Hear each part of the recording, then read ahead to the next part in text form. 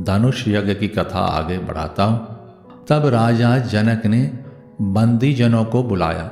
वे वंश की कीर्ति गाते हुए चले आए। राजा ने कहा, जाकर मेरा प्रण सबको कहो। भाट चले। उनके हृदय में कम आनंद ना था। भाटों ने श्रेष्ठ वचन कहे।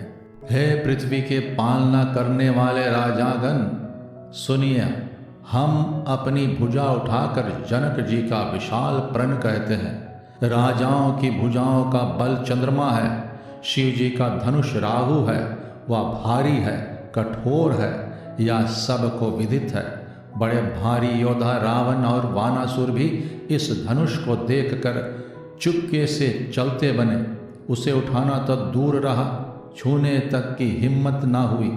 उसी शिव जी के कठोर धनुष को आज इस राज समाज में जो भी तोड़ेगा, तीनों लोकों की विजय के साथ ही उसको जानकी जी बिना किसी विचार के हठपूर्वक वरण करेगी।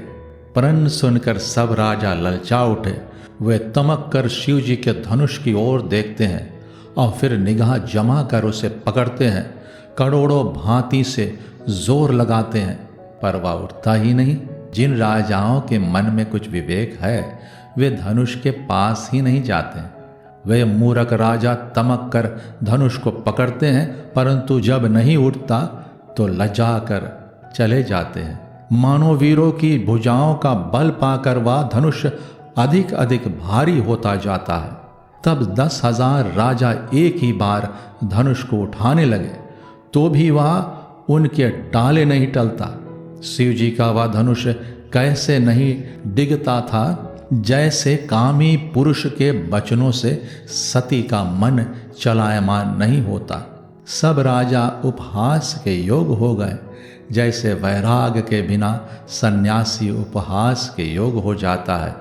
कीर्ति, विजय, बड़ी वीरता, इन सब को वे धनुष के हाथों बरबस हार कर चले गए।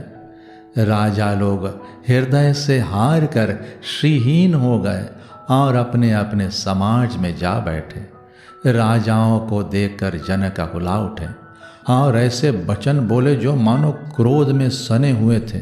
मैंने जो प्रण ठाना था, उसे सुनकर द्वीप द्वीप के अनेकों राजा आए। देवता और दैत्य भी मनुष्य का शरीर धारण करके आए, तथा और भी बहुत से रणधीर वीर आए, परंतु धनुष को तोड़कर मनोहर कन्या, बड़ी विजय और अत्यंत सुंदर कीर्ति को पाने वाला मानो ब्रह्मा ने किसी को रचा ही नहीं। कहिए, यह लाभ किसको अच्छा नहीं लगता, परंतु किसी ने भी शंकर जी का धनुष नहीं चढ़ाया। अरे भाई, चढ़ाना और तोड़ना तो दूर रहा, कोई तिल भर भूमि भी छुड़ा ना सका।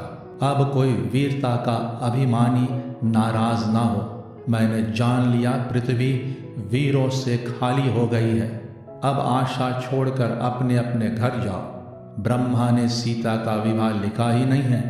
यदि प्रण छोड़ता हूँ तो पुण्य जाता है, इसलिए क्या करूँ, कन्या कुंवारी ही रहे। यदि मैं जानता कि पृथ्वी वीरों से शून्य है तो प्रण करके अपहास का पात्र न बनता। जनक के वचन सुनकर सभी स्त्री पुरुष जानकी जी की ओर देखकर दुखी हुए, परंतु लक्ष्मण जी तमतमा उठे। उनकी बहुएं टेढ़ी हो गई, होंठ फड़कने लगे और नेत्र क्रोध से लाल हो गए। श्री रघुवीर के डर से कुछ कहा तो सकते नहीं, पर जनक के वचन उन्हें बाण से लगे। जब ना रह सके तब श्री रामचंद्र जी के चरण कमलों में सिर नवाकर वे यथार्थ वचन बोले। रघुवंशियों में कोई भी जहाँ होता है, उस समाज में ऐसा वचन कोई नहीं कह सकता। जैसे अनुचित वचन रघुकुल शिरोमणि श्री रामचंद्र जी को उपस्थित जानते हुए भी जनक जी ने कहे हैं। हे सूर्य कुल रूपी कमल के सूर्य, सुनिए, मैं स्वभाव से ही कहता हूँ, कुछ अभिमान करके नहीं। यदि आपकी आज्ञा पाऊँ तो मैं ब्राह्मण को गेंद की तरह उठा लूँ और उसे कच्चे घड़े की तरह फोड़ डालूँ। मैं सुमेरु पर्वत को मूली की तरह तोड़ सकता हूँ। हे भगवान, आपके प्रताप की महिमा से यह बेचारा पुराना धनुष तो कौन चीज है। ऐसा जानकर हे नाथ आज्ञा हो तो कुछ खेल करूं, उसे भी दिखाऊं। धनुष को कमल की डंठी की तरह चढ़ाकर उसे 100 योजन तक दौड़े लिए चला जाऊं। हे नाथ आपके प्रताप के बल से धनुष को कुकर मुत्ते की तरह तोड़ दूं। यदि ऐसा ना करूं तो प्रभु के चरणों की शपथ है, फिर मैं धनुष और तरकस को कभी हाथ में भी ना लूंगा। ज्यों ही लक्ष्मण जी क्रोध भरे वचन बोले कि पृथ्वी डगमगा उठी और दिशाओं के हाथी कांप गए। सभी लोग और सब राजा डर गए।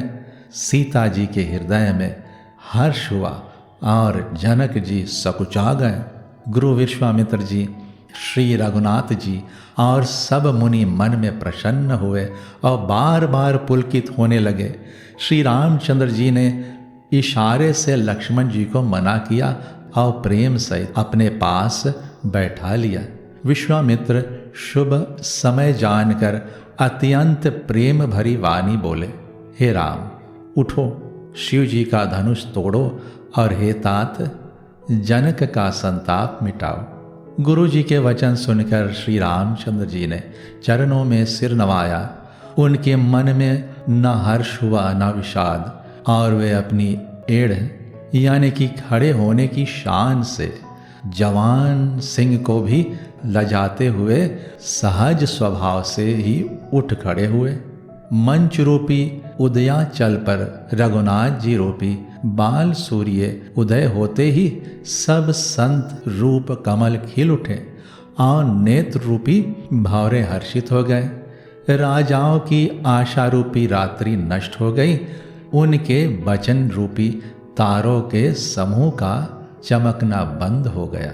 वे मौन हो गए। अभिमानी राजा रूपी कुमुद संकुचित हो गए और कपटी राजा रूपी उल्लू छिप गए। मुनि और देवता रूपी चक में शोक रहित हो गए। वे फूल बरसाकर अपनी सेवा प्रकट कर रहे हैं। प्रेम सहित गुरु के चरणों की वंदना करके श्री रामचंद्र जी ने मुनियों से आज्ञा मांगी। समस्त जगत के स्वामी श्री राम जी सुंदर मत वाले श्रेष्ठ हाथी की सी चाल से स्वाभाविक ही चले। श्री रामचंद्र जी के चलते ही नगर भर के सब स्त्री पुरुष सुखी हो गए और उनके शरीर रोमांच से भर गए। उन्होंने पितृ और देवताओं की वंदना करके अपने पुण्यों का स्मरण किया। यदि हमारे पुण्यों का कुछ भी प्रभाव हो तो हे गणेश गोसाई, रामचंद्र जी शिव जी के धनुष को कमल की डंठी की भांति तोड़ डालें। श्री रामचंद्र जी को प्रेम के साथ देखकर और सखियों को समीप बुलाकर सीता जी की माता स्नेहवश विलख कर ये वचन बोली, हे सखी, ये जो हमारे हितु कहलाते हैं वे भी सब तमाशा देखने वाले हैं। कोई भी इनके गुरु विश्वामित्र को समझा कर नहीं कहता कि ये राम जी बालक हैं। इनके लिए ऐसा हट अच्छा नहीं है। जो धनुष रावण और बाण जैसे जगत विजयी वीरों के हिलाए ना हिल सका, उसे तोड़ने के लिए मुनि विश्वामित्र जी का राम जी को आज्ञा देना और राम जी का उसे तोड़ने के लिए चल देना रानी को हट जान पड़ा। इसलिए वे कहने लगी कि गुरु विश्वामित्र जी को कोई समझाता भी नहीं।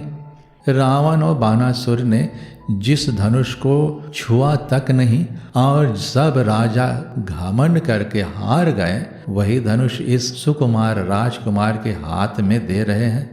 हंस के बच्चे भी कहीं मंदराचल पहाड़ उठा सकते हैं, और तो कोई समझाकर कहे या नहीं।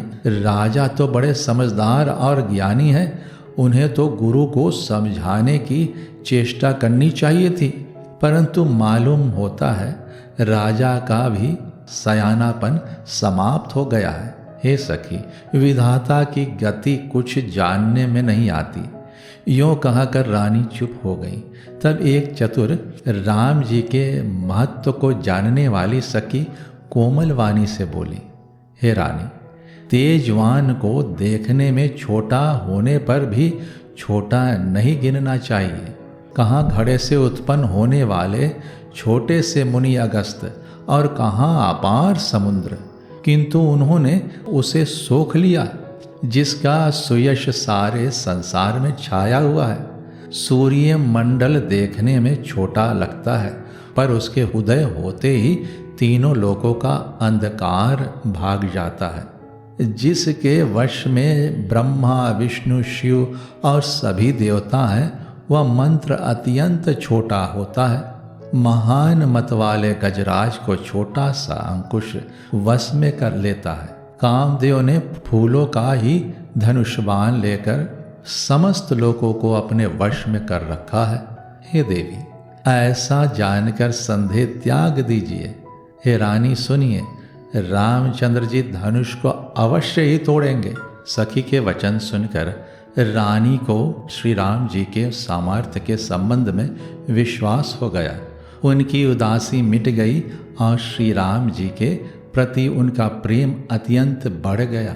उस समय श्री रामचंद्र जी को देखकर सीता जी भयभीत हृदय से जिस तिस देवता से विनती कर रही हैं, वे व्याकुल होकर मन ही मन मना रही हैं।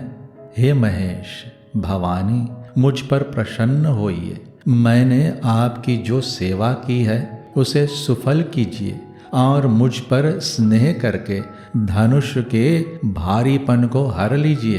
हे गणों के नायक, वर देने वाले देवता गणेश जी, मैंने आज ही के लिए तुम्हारी सेवा की थी। बार बार मेरी विनती सुनकर धनुष का भारीपन बहुत ही कम कर दीजिए। श्री रघुनाथ जी की ओर देख देख कर सीता जी धीरज धरकर देवताओं को मना रही हैं। उनके नेत्रों में प्रेम के आंसू भरे हैं और शरीर में रोमांच हो रहा है। अच्छी तरह नेत्र भरकर श्री राम जी की शोभा देखकर फिर पिता के प्रण स्मरण करके सीता जी का मन क्षुब्ध हो उठा।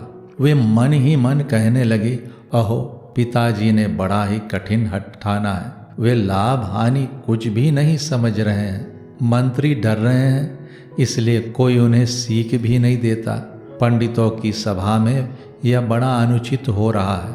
कहाँ तो वज्र से भी बढ़कर कठोर धनुष और कहाँ ये कोमल शरीर, किशोर श्याम सुंदर। हे विधाता, मैं हृदय में किस तरह धीरज धरूं?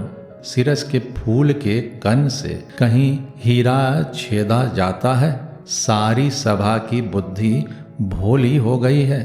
हे शिव जी के धनुष, अब तो मुझे तुम्हारा ही आसरा है। तुम अपनी जड़ता लोगों पर डालकर श्री रघुनाथ जी के सुकुमार शरीर को देखकर उतने ही हल्के हो जाओ। इस प्रकार सीता जी के मन में बड़ा ही संताप हो रहा है। निमेष का एक लौ भी 100 युगों के समान बीत रहा है। प्रभु श्री राम जी को देखकर फिर पृथ्वी की ओर देखती हुई सीता जी के चंचल नेत्र इस प्रकार शोभित हो रहे हैं, मानो चंद्रमंडल रूपी ढोल में कामदेव की 2 मछलियां खेल रही हों। सीता जी की वाणी रूपी भ्रमरी को उनके मुख रूपी कमल ने रोक रखा है। लाज रूपी रात्रि को देखकर वह प्रकट नहीं हो रही हैं। नेत्रों का जल नेत्रों के कोने में ही रह जाता है, जैसे बड़े भारी कंजूस का सोना कोने में ही पड़ा रह जाता है। अपनी बड़ी हुई व्याकुलता जानकर सीता जी सकुचा गई और धीरज धरकर हृदय में विश्वास ले आई कि यदि तन मन और वचन से मेरा प्रण सच्चा है और श्री रघुनाथ जी के चरण कमलों में मेरा चित्त वास्तव में अनुरक्त है, तो सबके हृदय में निवास करने वाले भगवान मुझे रघुश्रेष्ठ श्री रामचंद्र जी की दासी अवश्य बनाएंगे। जिसका जिस पर सच्चा स्नेह होता है वह उसे मिलता ही है, इसमें कुछ भी संदेह नहीं। प्रभु की ओर देखकर सीता जी ने शरीर के द्वारा प्रेम ठान लिया, अर्थात यह निश्चय कर लिया कि यह शरीर इन्हीं का होकर रहेगा या रहेगा ही नहीं। कृपा निधान श्री राम जी सब जान गए।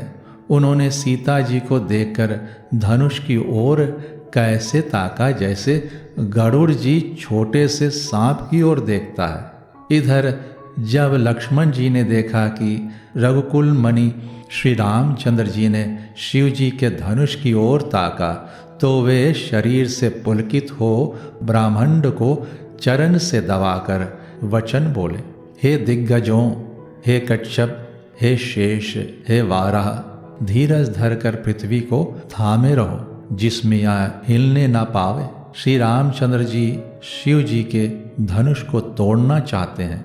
मेरी आज्ञा सुनकर सब सावधान हो जाओ। श्री रामचंद्र जी जब धनुष के समीप आए तब सब स्त्री पुरुषों ने देवताओं और पुण्यों को मनाया।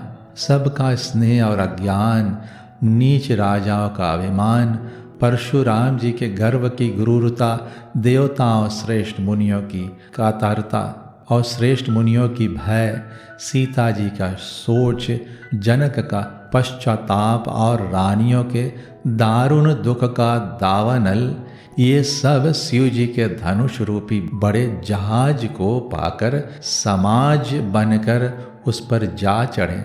ये श्री रामचंद्र जी की भुजाओं के बल रूपी अपार समुद्र के पार जाना चाहते हैं, परंतु कोई केवट नहीं है। आज के लिए इतना ही। जय सिया राम।